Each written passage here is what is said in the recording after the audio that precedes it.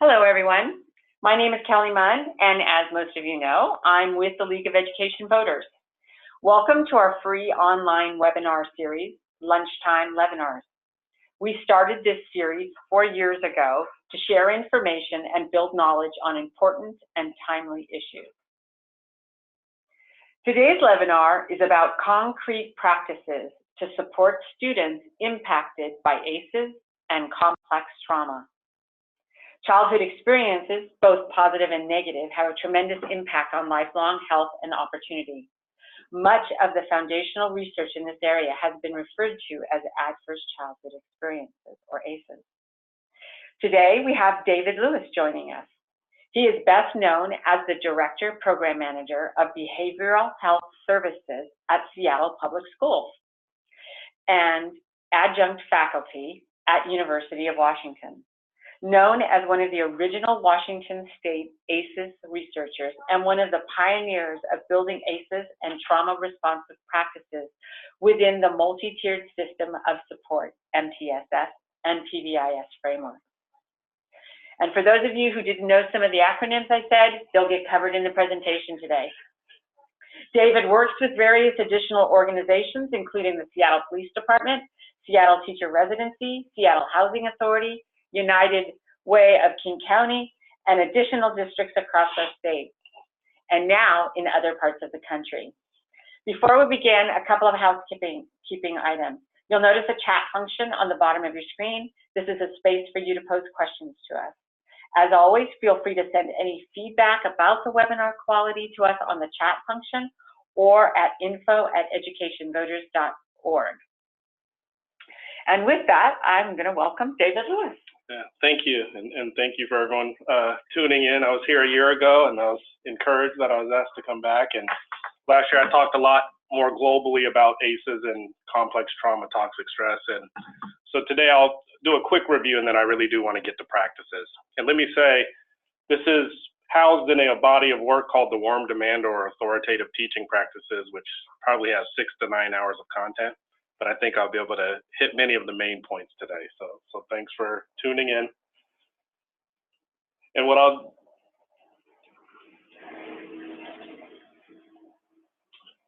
talk some about trauma-responsive multi-tiered system of support, ACEs and complex trauma. I'll start to mention, as we start to broaden beyond ACEs, risk factors for complex trauma and toxic stress that we're finding out within Seattle Public Schools that are impacting some of our students, and then the authoritative teaching practices.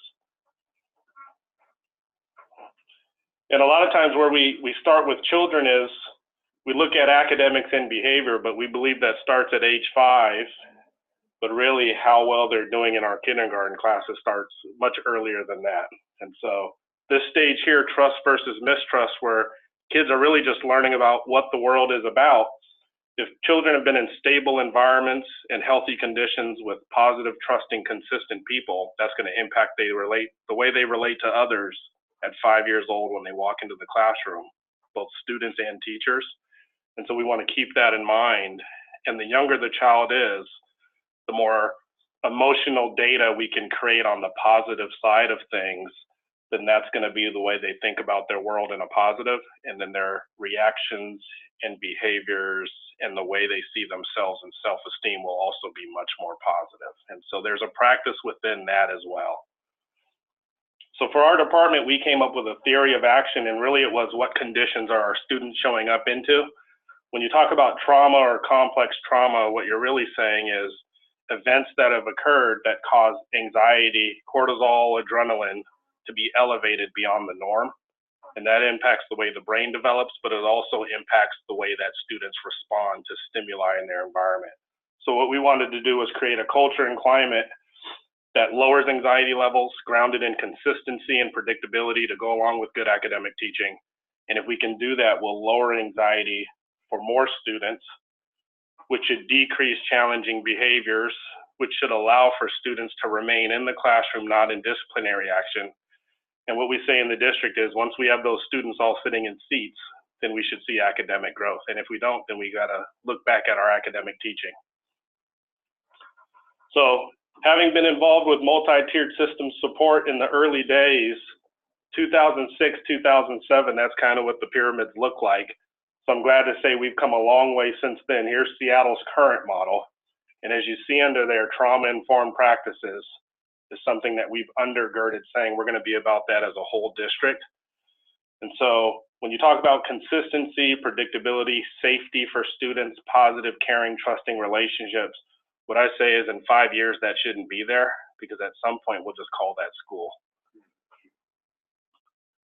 So here's tier 1, just to go through MTSS really quick. Those green dots represent students.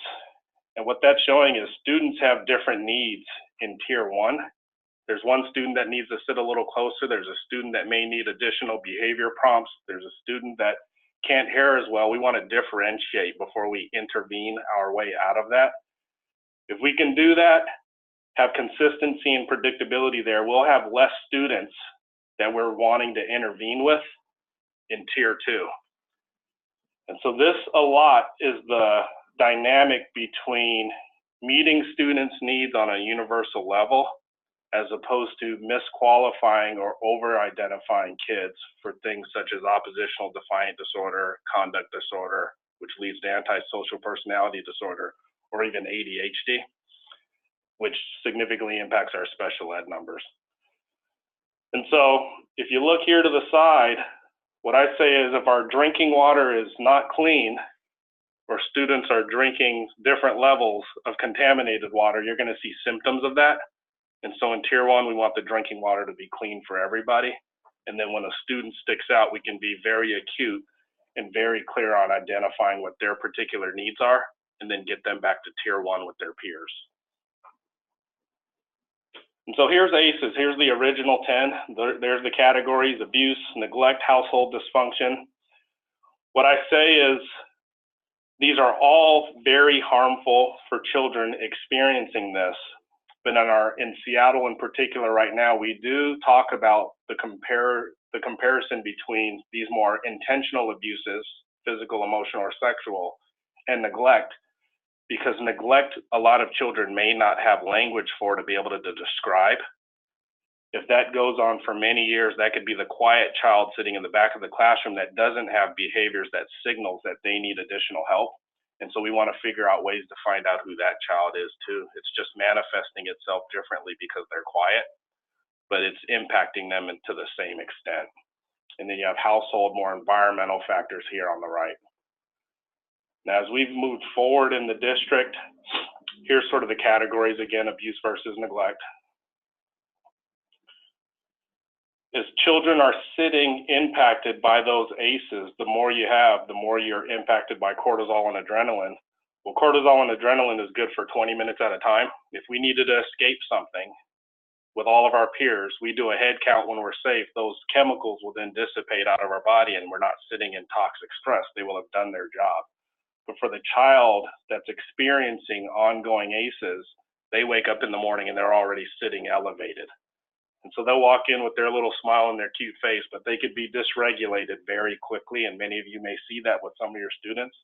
But on the right-hand side here, they're waking up in the morning and the world they're in is one that's not trustworthy and stressful. Then they're sitting already in that toxic range. What we want to do is create school climates that are consistent, predictable, high expectations, high support, positive relationships, so that when they walk off the bus and they walk towards your school for that 37 hours a week that they're awake, that they can actually be in this normal range, which is 0 to 4. And that's actually the anxiety level that will keep you motivated enough to accomplish things. That's also the brain that's not flooded with anxiety that'll retain learning when it's taught. Because if a child's brain is already being trumped by seeking safety, it won't retain any of the academics that's being inputted into there. And here's some work Scott Hanauer and I did on a more comprehensive list of causes of toxic stress or complex trauma. As you see with ACEs, homelessness is not on there, but in Seattle right now, we have 3,000 plus kids designated McKinney-Vento. And so something like homelessness, how long does a child worry about that? Potentially 24 hours a day, 7 days a week. Mm-hmm. And so there's another comprehensive list where we've just drilled down on additional things beyond ACEs. We have a Gates Foundation Casey Family Foundation grant for a model we're building in Tier 2 to systematize Tier 2. So we do lots of things, groups, check and connect, academic interventions, but we're looking to really systematize that. Here are risk factors when we talk to children and families who are experts of themselves in their own experience. These are the risk factors that they're identifying for themselves. And you see here on the left-hand side is housing instability again. As we were looking at data just even yesterday at all these risk factors, when we were quantifying it, families and children believe that social, emotional, and family are the biggest barriers to their academic success, and academics was coming up number 4 on that, which is saying we can buy lots of math books, but if those other 3 barriers aren't addressed, then the child's maybe not going to do as well when it's time for arithmetic or reading. And here's protective factors that we want to put in place. And so we want to help grow kids from being independent to dependent. And the way they do that is in healthy conditions, where we start off very impulsive and instinctive, and that arrow is going up to being a slowed down thinking adult, hopefully by age 25. That progress slows down if our brain is full of collective traumas or elevated anxiety. And what those cars say is our car insurance should go down when we're 25. So the car insurance companies believe they know something about this. But whatever is inputted in there, whatever our children's experiences are, that's the way they'll see the world. And so the authoritative practices, we want to take advantage of that science. So we want to build trust in relationship. Does the child feel recognized? High and consistent expectations and encouragement. We want to name successes intentionally, which will input positives and build that child's self-esteem. Quantify and communicate the results. Are there third points like spelling tests, math tests that we can hand them so they can get additional repetitions of successes outside of us just saying it? And then clarify the next goal and the success. And then you should have kids that are seeing themselves differently, building their esteem, have a caring, trusting adult, and expectations that they're hitting that outside of us just telling them that they're great, that they can actually feel. And that's positive identity promotion. And that's the child that when they run into adversity, they'll show resilience to continue to push through because an adult has helped support them do that. And then you show up like this. But there's another saying that the child that's not loved by the village will be the one that'll burn it down. And so we want all of our children to feel welcomed when they come into the classroom, because if they don't, they'll seek that attention in other ways if they haven't received it. And so what the authoritative really is consistency, predictability, and structures. Some takeaways would be posted schedule. That goes a long way for a student who has lots of inconsistencies outside of school to just know what's coming throughout their school day, lowers anxiety. Clear expectations that are data-like. People have brought me in for professional development and I see be safe, be kind, be responsible. I have the adults all write on a piece of paper what does be safe mean, and it's all different. Well, that's inconsistency, not consistency. How do we teach our children that? Third point techniques, which is being able to step to the side, point at the expectations and say, oh, this isn't between you and I. We're not going to be caught in an emotional conflict here. I care about you. There's an expectation I have to follow as an adult, and you as the student. How do we both be successful at that? It removes the tension from teacher versus student and puts the tension on the system. Having a questioning stance. If your expectations are clear and the student knows them and you know them, when you ask them what the expectation is instead of just directing it, it actually pulls them out of the amygdala, the instinctive part of their brain, and slows them down to think, process, and answer, which is a practice with executive functioning. And then the high expectations and high support. So what I say is we want to have stoplights established in our school that are very clear. And in between there, we give students agency because we want to teach them how to grow up, process, and think. That's moving from social emotional learning to social emotional intelligence, but also school discipline to self-discipline. But that's all the way from our common expectations to what our consequences are as well. And so if our discipline is consistent and it's known, students have choices, but that also feels safe to them. And then we want to be both warm and we want to have structures at the same time. I talk a lot about relationships and resiliency, and I feel like people want to land on one or the other, or they say the child is traumatized, I'm going to let him have his head down or show up late. We don't want to do that, because then we're not allowing them to build their resilience. As we have these practices, we also want to do it all the way through the school, universal. If you start having signals for learning in kindergarten and you have that all the way through 5th grade, you have built instincts for your students to be able to follow those. If you get a brand new teacher in 3rd grade that raises her hand for a signal for learning, on day 1, students that have received that for 4 or 5 years, they'll be able to do that. You've helped the students and you've helped that teacher on day 1. And what I say is, if you save 5 minutes of teaching and learning time by having a consistent signal for learning, that's 25 in a week or 100 in a month, you've gained over 1,000 minutes of teaching and learning time over the course of a year. Children's beliefs, a lot of that's going to be by the message we give them. So if the ratio is they've had more negative messages than positives, that's how they'll see themselves. They may not take a step. So there's climate data points like adults at school care about me that are correlative to attendance and other measurables. Some people say, well, I have to teach, when do I do that practice? I say, well, if you tell the student you care about them 180 days, you ask them on day 180, they'll say somebody in their school cares about them. And then the student will look more like this. And that's the student that'll take a step again. So I'm going to skip some of these, but this is saying if you have high expectations for a student and low expectations for another student, then when 5, 6, 7 years goes by, the student with the high expectations that we're meeting them, you've built them to a place and a state of resilience that the other student is not. We've actually held that other student back. And that'll show up 15, 16, 17 years later when they have an SAT or ACT test in front of them that won't let them have their head down or come late. And so we want to have all students supported throughout adversity to know what the expectations are, support them, and successfully meet those expectations. Then when you pull out, they'll do that on their own. And here's a quadrant that we have teachers assess themselves. On the upper left is where we want to land, the authoritative warm demander. It's balanced, high expectations, highly relational. You have the more lenient teacher on the lower left, distant on the right where you may be burned out, or the authoritarian on the upper right. The authoritarian's more rigid, that works with some students. If you have all the protective factors in your life and you were born with a University of Washington t-shirt, you can show up to school and say, just give it to me straight. It doesn't seem cold like to the kid who may not have that in other places.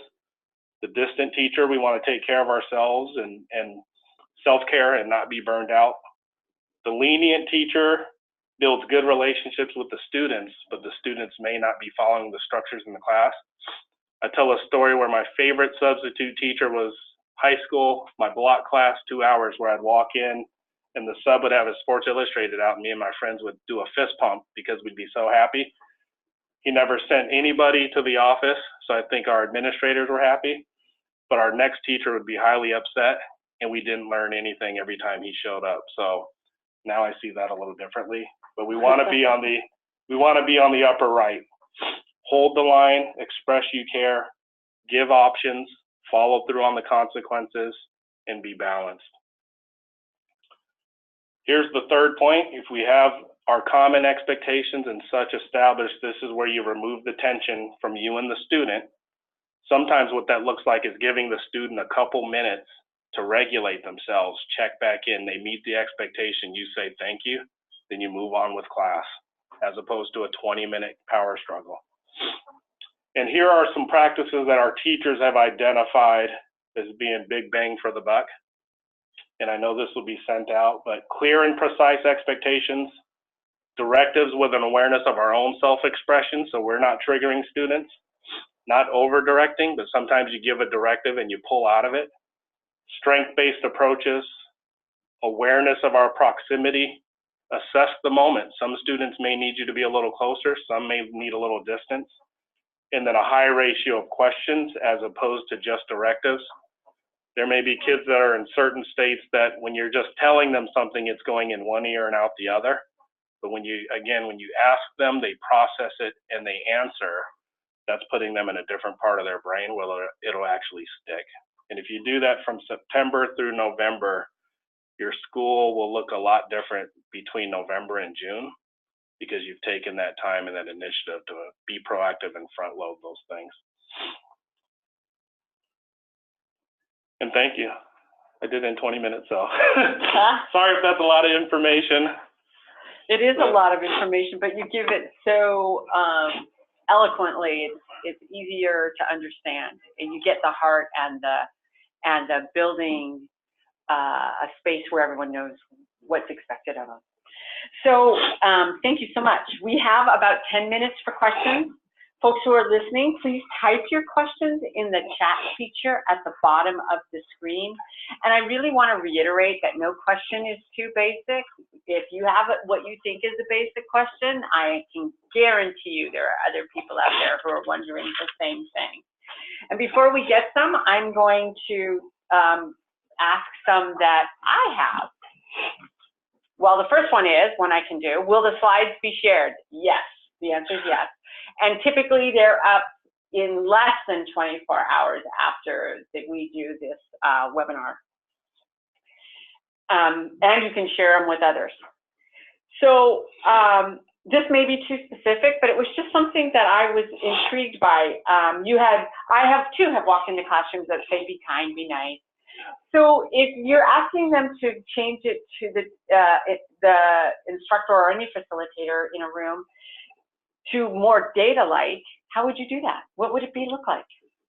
Yeah, what it's typically looked like for me is if I'm partnering with a school, we do want signals that say be safe, be kind, be responsible. And what I say is I'm not going to be at the school every day, and so I'm not going to come up with them. But collectively amongst the staff, your strongest staff in managing behavior, you don't want to build the expectations there. Mm-hmm. And you may not want to build it with the teacher who's experienced the most challenges, but what's the floor that everybody can do and land on? Right. Because then that's when it'll be consistent.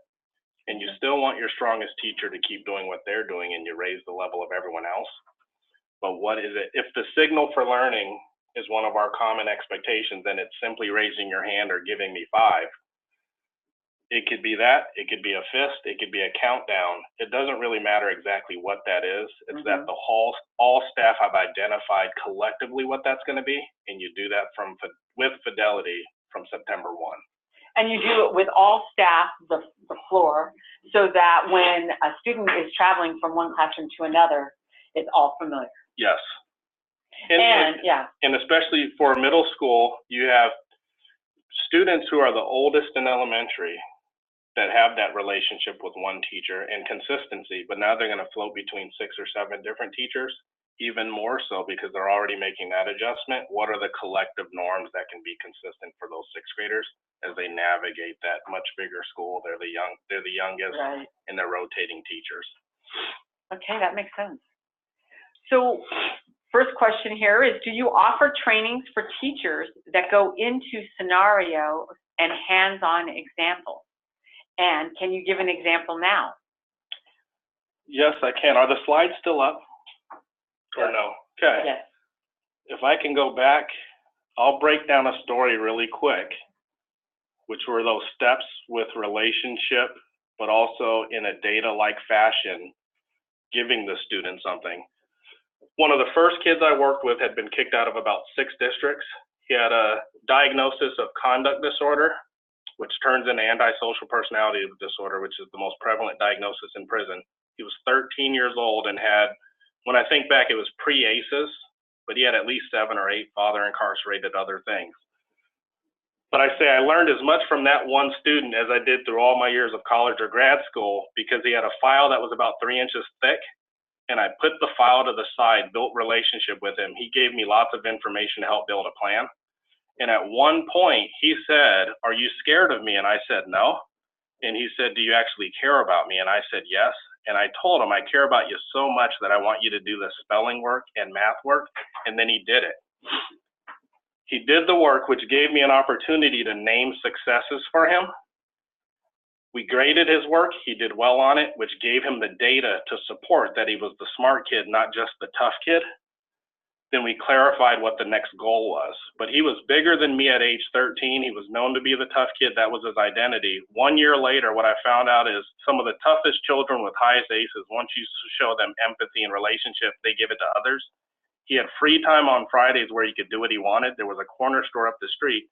He went to go read to the blind children. We navigated him into mainstream school, removed the diagnoses. I didn't hear from him again for a long time, but I ran into him on the street. He worked at a chicken restaurant and told me to come in. I know I didn't order a lot because heart disease runs in my family, but he took care of mine and I had enough chicken to last for about 2 weeks. And I think that was his way of saying thank you. But he's an adult now reading to his own little children, and he's learned how to stay out of trouble. But it was a mix between relationship, expectations clear, me holding the expectations for him, and then me telling him I care about him and that you're doing a good job all at the same time. That is so promising and so, it sounds doable. It's doable. So using trauma-informed practices to underlie the MTSS tiers, how do you go about doing this system-wide? System-wide on a school level or system-wide on a district level? I'll say, being somebody who works what they call downtown in Seattle Public Schools, what I say is there are things that lead to healthy development for all people. If we did a 180 around the world and landed, there are conditions and supports needed for that child to develop into a healthy adult. We want to establish those district-wide, school-wide, which comes back to consistency, predictability, safety, relationship, and expectations. What I say is humans are the best at figuring out patterns and following those patterns because it leads to safety. Many of us drove to work today and we have a certain time frame that we use to get to work. But if you run into a detour that throws you off of your clock, you will be flooded with cortisol, which is stress. We want to remove that from kids. So what I recommend is districts figure out what are the risk factors in your community, build protective factors in place for your system, make that the floor. And what you'll see is different schools have different risk factors, and then you differentiate and build an MTSS that's exclusive for your community. That's trauma responsive, culturally responsive, but also has good teaching practices, all integrated. But you've got to figure out what are the risk factors and establish your floor of practices for your school or your district. Sit back and watch. You'll catch most of your kids successfully there. And then as kids start to pop up that need something more, you'll have the time and the resources to target much less kids, and you'll help them in tier 2 and hopefully move them back to tier 1. Can you review the questioning stance again? What does it look like? I'm in early ACEs training. Okay. Yeah, what that is it capitalizes on therapeutic approaches grounded in Carl Rogers, Rogerian, and now there's more modern approaches called motivational interviewing. But if you have your common expectations explicit on the wall, what it does is when you just tell a student something, we don't know if they've heard it or it went in one ear or out the other just because they nod their head. But if you're asking them what the expectations are, what it's doing is it's putting them into the executive function region of their brain where they actually have to process it. By the time they've answered, you know they've processed it and it's stuck differently. But once they've processed it and they know what the expectations are, it puts them in position to do that more successfully. And once they've done that successfully, you get to name that success, which is a repetition of positive towards their self-esteem, and then you can pull out. And so it's really about, instead of pointing at the expectations and you reciting it as the adult, it's asking them what it is, having them answer, and all those dynamics I just described is what's taking place in that brief interaction. As a parent, over many years, I figured out that was the best way to work with my kids. So what I'm extrapolating is a lot of what you're talking about here is absolutely relevant in a family. Yes, and that's a good point because a lot of those terms, authoritative, authoritarian, we've built a lot of these teaching practices. So any teacher who comes into Seattle Public Schools will be trained in that.